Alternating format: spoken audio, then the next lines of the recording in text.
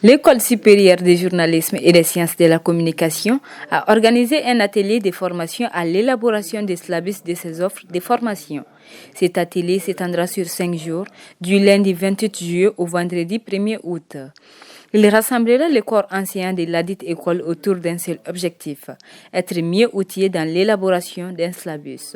L'intérêt pour l'École supérieure de journalisme, vous savez, c'est pour non seulement avoir des pratiques pédagogiques de qualité, faire en sorte que toute intervention au niveau de l'école soit basée sur la culture d'un syllabus, c'est-à-dire d'un contenu d'un cours.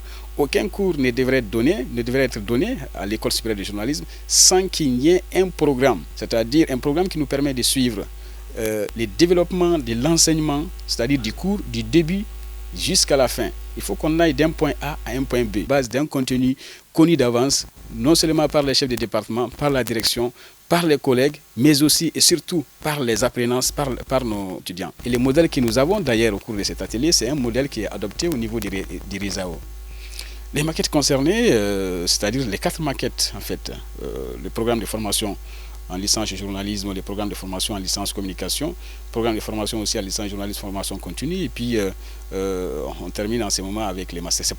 Pour une meilleure qualité de l'enseignement, le formateur professeur Wateni Diallo, ancien recteur de l'Université des sciences techniques et technologiques de Bamako, et non moins membre du réseau pour l'excellence de l'enseignement supérieur en Afrique de l'Ouest, a insisté sur l'importance de l'élaboration d'un syllabus pour toutes les institutions d'enseignement supérieur. Un syllabus, c'est un document pédagogique élaboré par un chargé de cours. Si je dis chargé de cours, c'est celui qui a la responsabilité d'assurer un enseignement donné.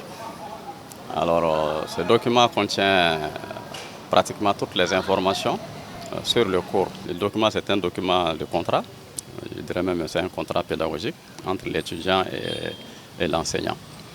De sorte que ce document sera remis à chaque étudiant. Et quand vous allez commencer vos activités d'enseignement, ça permettra aux étudiants de vous suivre. Se fixer un objectif pédagogique. Parce que la formation en LMD vise surtout à acquérir des compétences. L'enseignant ne doit plus venir dispenser son cours n'importe comment.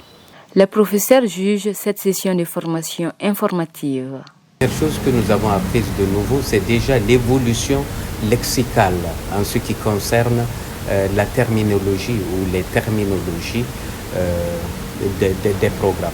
L'intérêt est que tout le monde s'accorde à reconnaître qu'on replace l'étudiant au centre de l'enseignement, en faisant de lui véritablement un participant et non quelqu'un qui reçoit vraiment un enseignement de Magiter Dixit. Le maître a dit, l'étudiant encaisse. Un enseignement de qualité passe obligatoirement par l'existence d'un syllabus pour tous les enseignements. Une programmation qui va de l'intérêt de l'enseignant mais aussi de celui des apprenants. Un syllabus pour chaque matière, c'est ce qui est recommandé pour une formation universitaire d'excellence.